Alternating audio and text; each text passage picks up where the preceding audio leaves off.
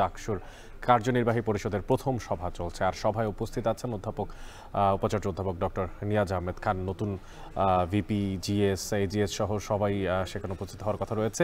উপাচার্য কার্যালয় থেকে এই বিষয়ে বিস্তারিত জানানোর জন্য আমাদের সঙ্গে যুক্ত আছেন ফরহাদ বিন নূর। সরাসরি চলে যাব সেখানে।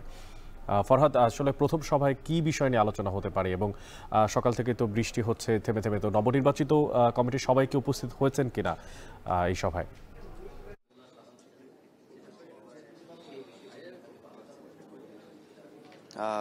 আমরা দেখছি যে ঢাকা বিশ্ববিদ্যালয়ের যে কেন্দ্রীয় ছাত্র সংসদ সেটি গত 9 সেপ্টেম্বর নির্বাচন হওয়ার পরে 10 সেপ্টেম্বর সকালে যে পূর্ণাঙ্গ ফলাফল দেয়া হয়, যারা বিজয়ী হয়েছেন তাদেরকে নিয়ে কিন্তু আজকে প্রথম এই সভা অনুষ্ঠিত হচ্ছে।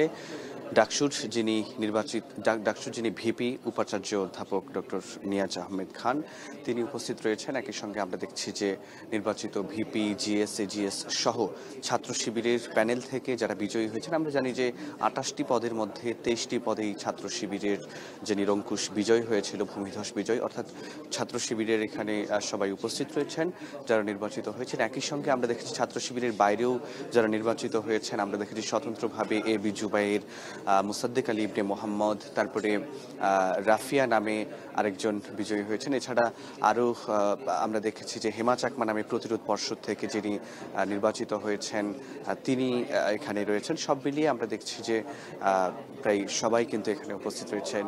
সকাল থেকে থেমে থেমে কিছুটা বৃষ্টি হলেও সেই বৃষ্টিকে উপেক্ষা করে কিন্তু আমরা দেখেছি 9টা নাগাদ ভিসির কার্যালয়ে এখানে বিজয়ীরা উপস্থিত হয়েছেন। এবং আমরা জানি যে যেহেতু এটি ডাকসুর সভা, এটি ডাকসুতে হবার কথা ছিল ডাকসু ভবনে, কিন্তু ডাকসু ভবনে যেহেতু সেখানে কাজ চলছে, সে কারণে কিন্তু এখানে নিয়াজ আহমেদ খান যিনি উপাচার্য, তার কার্যালয়ের এখানেই আসলে এই মিটিংটি হচ্ছে আজকের সভার। এবং আমরা জানি যারা বিজয়ী হয়েছেন তাদের যে ইশতেহার রয়েছে, আমরা দেখেছিলাম যে ছাত্র শিবিরের 36 দফা ইশতেহার ছিল, যেখানে 6টি হ্যাঁ এবং 6টি না সহ এরকম একটি ইশতেহার ছিল।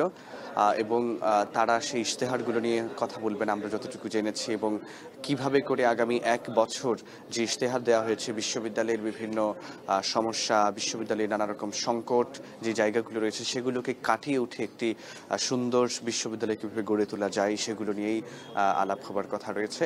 তো এই ছিল আমার কাছে ঢাকা বিশ্ববিদ্যালয় থেকে ডাকসুর প্রথম সভার সবশেষ তথ্য।